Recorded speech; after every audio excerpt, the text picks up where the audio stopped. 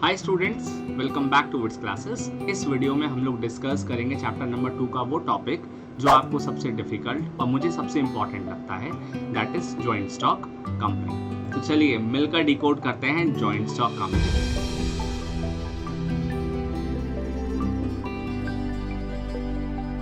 बेटा, अभी तक हम लोगों ने sole proprietorship, partnership, joint Hindu family business पढ़ा।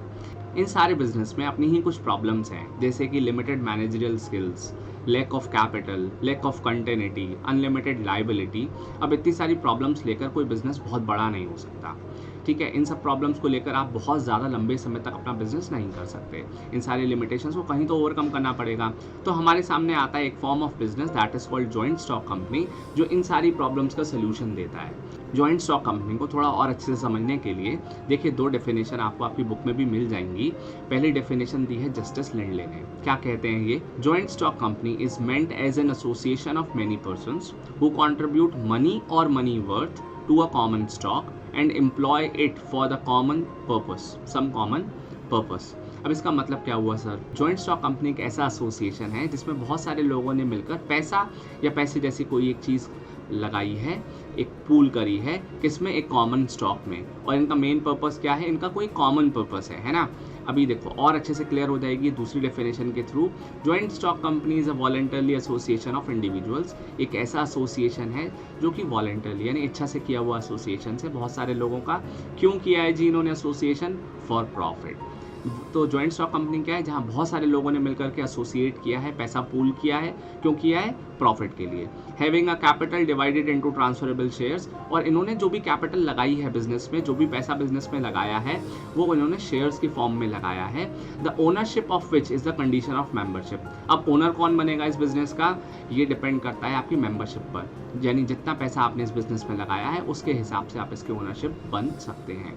ठीक है, तो जॉइंट स्टॉक कंपनी क्या है? एक ऐसी कंपनी है जिसमें बहुत सारे इंडिविजुअल्स के मिलकर के पैसा लगाया है एक कॉमन पर्पस के लिए। किस पर्पस के लिए? प्रॉफिट कमाने के लिए। और ये सारा पैसा उन्होंने अपने उस कंपनी के स्टॉक्स में लगाया है, और स्टॉक्स मतलब उस कंपनी के शेयर्स में लगाया है। और इसमें कौन ओनर होगा? ये डिपेंड करता है उनकी मेंबरशिप के ऊपर। तो देखो यहाँ पर आपको स्क्रीन पर एक इमेज भी दिखाई दे रही होगी। ये इमेज भी अपने आप में काफ़ी कुछ कह रही है। आपको साफ साफ दिखाई दे रहा है यहाँ पर कि a business which is owned by it's investors, यानी एक ऐसा बिजनेस जो कि इसके मेंबर्स ओन कर रहे हैं या इसके इन्वेस्टर्स ओन कर रहे हैं। आपको समझ में आ गया? देखो इमेज कितना क्लियर कह रही है ना जॉइंट स्टॉक कंपनी क्या है। चलिए अब पढ़ते हैं इसके फीचर्स। ठीक है, तो देखो आपकी बुक में फीचर आपको मिल जाएंगे। पहला फीचर है सेपरेट लीगल एग्जिस्टेंस। यह हो सकता है आपकी बुक में हो सेपरेट लीगल एंटिटी।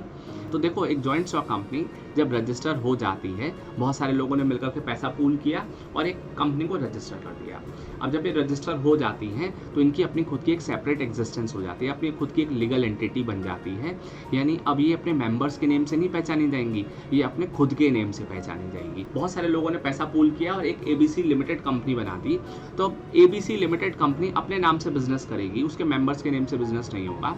जो भी एसेट्स खरीदेगी वो अपने नेम से खरीदेगी, जो भी एसेट्स बेचेगी वो अपने नेम पर बेचेगी। अगर एबीसी के साथ कोई कॉन्ट्रैक्ट करेगा तो वो एबीसी के नाम पर करेगा, उसके मेंबर्स के नेम पर नहीं करेगा। सिमिलरली अगर एबीसी के ऊपर कोई केस भी होता है या एबीसी किसी पर भी केस करती है तो भी वो एबीसी के नेम पर होगा, मतलब बिजनेस के नेम पर होगा, उसके मेंबर्स के नेम पर नहीं होगा। है ना, मेरी बात समझ रहे हैं? यानी ये अपने मेंबर्स से अब अलग हो जाती है। Second feature is artificial person. देखो जब भी हम किसी कंपनी का नाम ले रहे होते हैं ना, तो हम ऐसे समझते हैं जैसे कि वो एक पर्सन है। जैसे कि अगर हम बात कर रहे हैं कि टाटा का प्रोडक्ट बहुत अच्छा है तो हम टाटा को एक पर्सन की तरह समझ रहे हैं, है ना। ऐसे हम कहते हैं रिलायंस के प्रोडक्ट बहुत अच्छे हैं तो हम रिलायंस को एक पर्सन समझ रहे होते हैं। मेरी बात समझ रहे हैं? तो आर्टिफिशियल पर्सन क्या है? देखो like a human being a company does not have a physical body. मतलब इसकी एक फिजिकल बॉडी तो नहीं है। अब फिजिकल बॉडी नहीं है तो इसलिए वो खुद से डिसीजन नहीं ले सकती, खुद से साइन नहीं कर सकती, खुद से केस लड़ने के लिए कोर्ट में नहीं जा सकती। तो अब इसके लिए क्या होगा जी? अब इसमें क्या होगा? उसको चलाएगा कौन? उसको चलाने के लिए एक लीगल रिप्रेजेंटेटिव की ज़रूरत पड़ेगी जो कि उसके मेंबर्स मिलकर चुनते हैं, जिसको हम बोलते हैं डायरेक्टर। ठीक है, बिजनेस सारा कंपनी के नाम पर होगा लेकिन उस बिजनेस को कौन कंडक्ट कर रहा होगा? उसके डायरेक्टर्स। इसके बाद देखते हैं third point, that is registration. अब देखो जो भी जॉइंट स्टॉक कंपनी होती है उनको लीगली कंपलसरी होता है रजिस्टर कराना। अब इसको कंपनीज एक्ट के अकॉर्डिंग इसको रजिस्टर कराना जरूरी होता है। मतलब एक कंपनी तभी फॉर्म होगी जब वो रजिस्टर्ड हो जाएगी। Alright, fourth point is perpetual succession.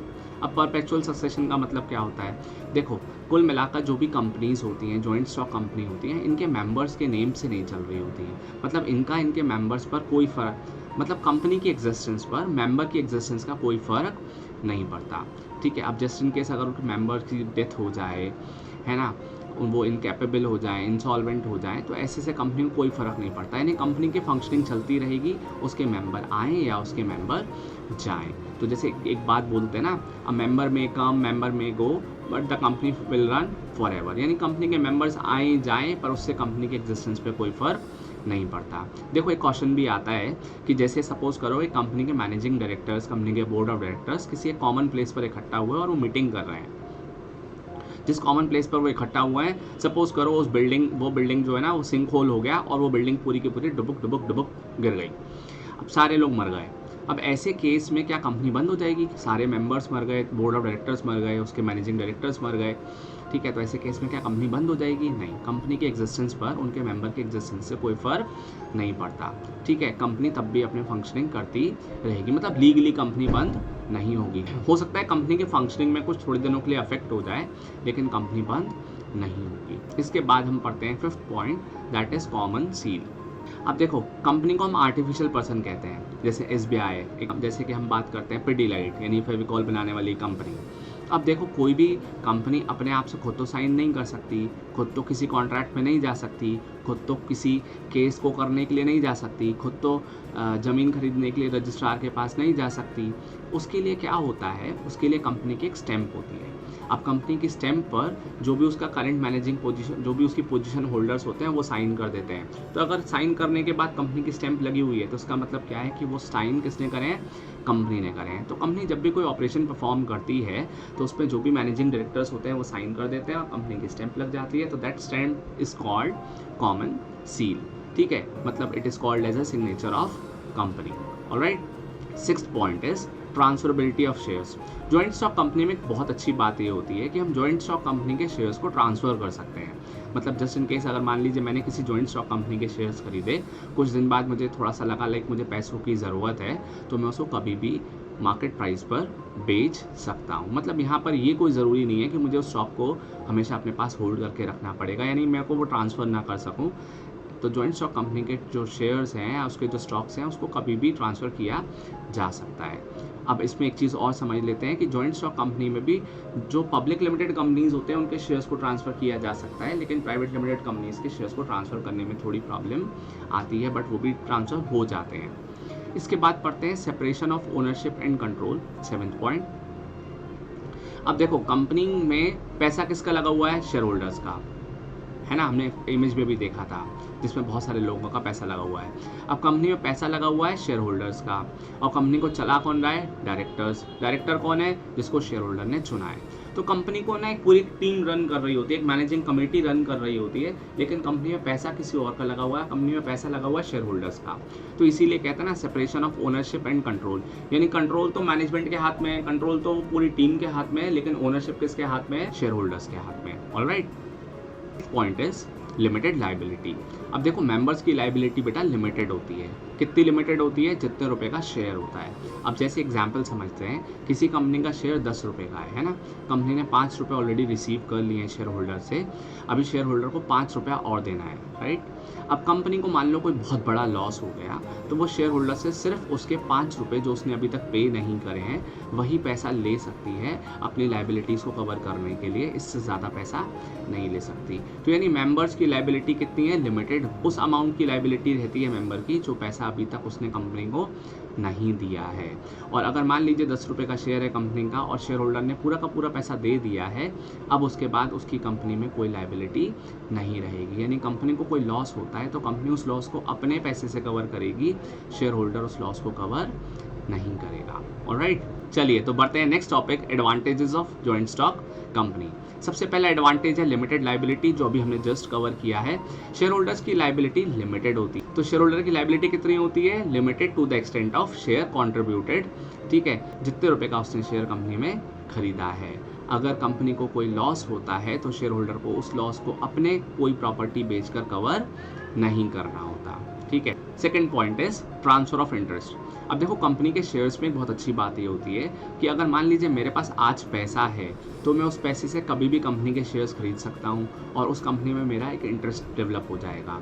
तो जस्ट इन केस अगर मुझे कभी भी पैसों की ज़रूरत है तो मैं कभी भी अपने शेयर्स बेचकर अपना पैसा वापस ले सकता हूँ। तो मेरा जो इंटरेस्ट कंपनी में है वो मैंने वापस ले लिया। तो यहाँ transfer of interest is possible in case of joint stock company. इसके बाद थर्ड पॉइंट परपेचुअल सक्सेशन या एग्जिस्टेंस। ये अभी हमने पढ़ा था कि कोई भी कंपनी पर उसके मेंबर के एग्जिस्टेंस से कोई फ़र्क नहीं पड़ता। उसके मेंबर की डेथ हो जाए, वो इंसॉल्वेंट हो जाए, उसको जेल हो जाए, वो फिजिकली हैंडीकैप्ड हो जाए, किसी भी कंडीशन में कंपनी को कोई फ़र्क नहीं पैंदा, है ना। इसके बाद आता है ग्रोथ एंड एक्सपेंशन। देखो सिंपली एक बात समझ लेते हैं, जितनी भी जॉइंट स्टॉक कंपनी है इसमें लोगों का बहुत सारा पैसा लगा हुआ है और ये पैसा लगा क्यों हुआ है? प्रॉफिट के लिए। तो प्रॉफिट कमाने के लिए ये अपने बिजनेस को टाइम टू टाइम एक्सपेंड करते हैं, अपने बिजनेस में नया इनोवेशन करेंगे, नई टेक्नोलॉजी लाएंगे, किसी नए लाइन ऑफ बिजनेस में लोग टाइम टू टाइम जाते हैं। इसका मेन रीज़न ये होता है कि इनको प्रॉफिट कमाना होता है। तो जॉइंट स्टॉक कंपनी में बहुत अच्छा फ़ायदा होता है कि ये लोग अपने बिजनेस को जल्दी जल्दी एक्सपैंड करते हैं, right. Point number 5, efficient management. अब देखो जॉइंट स्टॉक कंपनी के पास बहुत पैसा है क्योंकि उसके पास बहुत सारा पैसा पब्लिक से आ गया है। अब इस पैसे से ये लोग क्या करते हैं? एफिशिएंट स्टाफ को हायर करते हैं। ये ट्रेंड, क्वालिफाइड, कैपेबल लोगों को अपने यहाँ हायर करते हैं। इनका मेन कंसर्न भी प्रॉफिट कमाना ही होता है। ये इसलिए हायर करते हैं ताकि वो लोग अपने स्किल्स को ज़्यादा से ज़्यादा कंट्रीब्यूट करें ऑर्गेनाइजेशन में, ताकि ऑर्गेनाइजेशन को मैक्सिमम प्रॉफिट हो, ठीक है। तो एफिशिएंट स्टाफ को they can hire with the help of their money. 6 point is large amount of capital. देखो जॉइंट स्टॉक कंपनी के लिए एक बहुत अच्छी बात ये होती है कि जॉइंट स्टॉक कंपनी बहुत बड़े अमाउंट में पैसा रेज कर सकती हैं। ये लोग अपने शेयर्स बेच देती हैं और शेयर बेचकर इनके पास पैसा आ जाता है। अब कंपनी शेयर्स का प्राइस यूजुअली बहुत ज़्यादा नहीं रखती है, ठीक है, ज़्यादा नहीं रखती है, इसीलिए बहुत सारे लोग वो शेयर्स को एक्वायर कर लेते हैं और कंपनी के पास बहुत सारे लोगों से छोटा पैसा एक बहुत बड़े अमाउंट में आ जाता है। तो कंपनीज बहुत सारा पैसा रेज कर सकती हैं, शेयर्स से भी आ सकता है और यही पैसा कंपनी उधार भी ला सकती हैं डिबेंचर्स बेच करके, ठीक है। तो यानी इस तरीके से कंपनी के पास एक बड़ा अमाउंट इकट्ठा हो जाता है।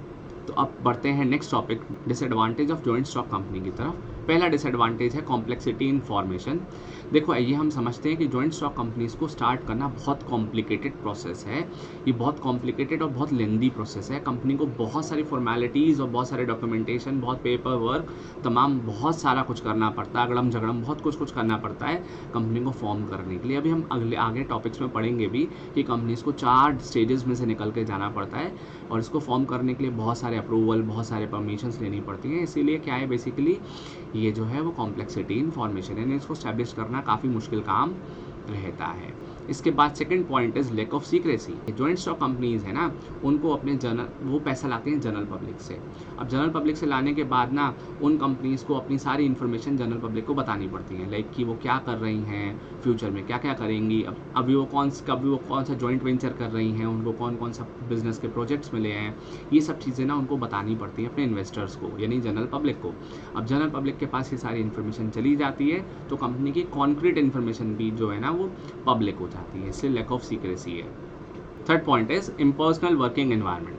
अब देखो कंपनी ने क्या कर रखा है, बहुत सारे लोगों को हायर कर रखा है, बहुत सारे प्रोफेशनल्स को हायर कर रखा है ना। इन सारे लोगों को क्या मिलती है, इन लोगों को सैलरी मिलती है। अब लोग बहुत मेहनत करते हैं और मेहनत करने के बाद इन लोगों को सैलरी मिलती है, लेकिन कंपनी का सारा प्रॉफिट किसके पास चला जाता है, शेयर होल्डर्स के पास चला जाता है। यानी ये लोग मेहनत करते हैं, इन्हें सैलरी मिलती है, किनको, जो भी इनके प्रोफेशनल पीपल होते हैं, जो इन लोगों का काम कर रहे होते हैं, उनको मिल जाती है सैलरी। तो पॉइंट ये है कि जैसे सोल प्रोपराइटर बहुत सारी मेहनत करता है तो उससे मिलने वाला सारा रिवॉर्ड वो खुद एंजॉय करता है। ऐसे पार्टनर्स बहुत सारी मेहनत करते हैं तो सारा का सारा पैसा आपस में डिवाइड कर लेते हैं, सारा पैसे को वो एंजॉय कर सकते हैं। लेकिन जॉइंट स्टॉक कंपनी में जितने भी प्रोफेशनल्स हैं वो बहुत मेहनत करते हैं, लेकिन ऐसा करके उनकी थोड़ी बहुत सैलरी तो बढ़ जाती है, लेकिन कंपनी को जो मेगा प्रॉफिट्स होते हैं वो सारा प्रॉफिट किसकी जेब में जाता है, किसकी जेब में जाता है, जल्दी से बताइए कमेंट करके, ठीक है। इसके बाद आता है पॉइंट नंबर 4, न्यूमरस रेगुलेशंस। देखो अभी हम बात कर रहे थे जॉइंट स्टॉक कंपनी को स्टैब्लिश करने के लिए बहुत सारी स्टेजेस यानी 4 स्टेजेस से गुजर के जाना पड़ता है। बहुत सारी पेपर वर्क, बहुत सारी फॉर्मेलिटीज़, इनमें कई बार बहुत सारी इनको पेनल्टीज़ भी इम्पोज कर दी जाती हैं। ये लोग बहुत सारे पेपर वर्क ये लोग बहुत सारे कॉम्प्लेक्सिटीज़ से गुजर करके आते हैं। इनको काफ़ी टाइम इनको जो है ना गवर्नमेंट को अपने डॉक्यूमेंट पब्लिश करने में लग जाता है। तो कई बार क्या होता है, इनकी सारी इन्फॉर्मेशन जो है वो भी जनरल पब्लिक को लीक हो जाती है, गवर्नमेंट को लीक हो जाती है। तो ये है न्यूमरस रेगुलेशन। हाँ जी, point number 5 is delay in decision. देखिए, जॉइंट स्टॉक कंपनी को जब भी कोई डिस्कशन करना होता है, जब भी कोई इंपॉर्टेंट डिसीजंस लेने होते हैं, तो ये डिसीजंस जो होते हैं बोर्ड ऑफ डायरेक्टर्स के सामने होते हैं, बोर्ड ऑफ डायरेक्टर्स के साथ होते हैं। तो जो कि एक बहुत लेंदी प्रोसीजर है। सारे बोर्ड ऑफ डायरेक्टर्स के साथ कम्युनिकेट करना पड़ता है, उनको इन्फॉर्म करना पड़ता है, जिससे कई बार क्या होता है, डिले इन डिसीजन मेकिंग हो जाती है। मतलब देखो, सारे चैनल्स के थ्रू आपको गुजरना पड़ेगा, सबसे अप्रूवल लेना पड़ेगा, सबके कंसेंट लेनी पड़ेंगी, जिसकी वजह से क्या होता है, डिसीजन मेकिंग काफ़ी स्लो हो जाती है, क्योंकि बहुत सारे इनके जो होते हैं मेंबर्स होते हैं, है ना। 6th point is ऑलिगैरिक management. देखो, ऑलिगैरिक मैनेजमेंट का मतलब होता है management in the hands of few people. देखो, अभी तक हमें ये समझ में आया है कि कंपनी के जो डिसीजन मेकिंग है वो शेयर होल्डर्स करते हैं, बोर्ड ऑफ डायरेक्टर्स मिलकर के पैनल बैठता है, कोरम बैठता है, वो सारे डिसीजन मेकिंग करते हैं। बट एक्चुअल में ये सब पेपर पर ही रह जाता है। कंपनी को जो एक्चुअल कंट्रोल करता है वो मैनेजिंग डायरेक्टर्स कर रहे होते हैं। कंपनी के जो एक्चुअल डिसीजन मेकिंग है वो मैनेजिंग डायरेक्टर्स और कुछ ही लोग मिलकर के कर रहे होते हैं। तो कई बार क्या होता है कि जो कंपनी के मैनेजिंग डायरेक्टर्स होते हैं वो अपने इंटरेस्ट के हिसाब से पूरी कंपनी के डिसीजंस को मोल्ड कर देते हैं। वो ना शेयर होल्डर्स के माइंड को थोड़ा चेंज कर देते हैं, मोल्ड कर देते हैं अपने पर्सनल इंटरेस्ट के हिसाब से। तो यानी मैनेजमेंट कुछ ही लोगों के हाथ में है। भले ही ये कहा जाता है कि सारा मैनेजमेंट शेयर होल्डर्स के पास होता है, तो एक्चुअल में ऐसा नहीं होता, इसीलिए एक डिमेरिट है। 7th point is conflict of interest. देखो बेटा, एक कंपनी जो बनती है ना, बहुत सारे स्टेक होल्डर्स से मिलकर बनती है। हर स्टेक होल्डर का अपना एक पर्सनल इंटरेस्ट होता है कंपनी में। अब जैसे कि समझते हैं स्टेक होल्डर्स कौन कौन है। जैसे एक स्टेक होल्डर है आपका सप्लायर, जिसका इंटरेस्ट है कि बस उसको टाइम पर पेमेंट मिलनी चाहिए, वो अपना माल बेचे और अब वो पेमेंट ले ले आपसे।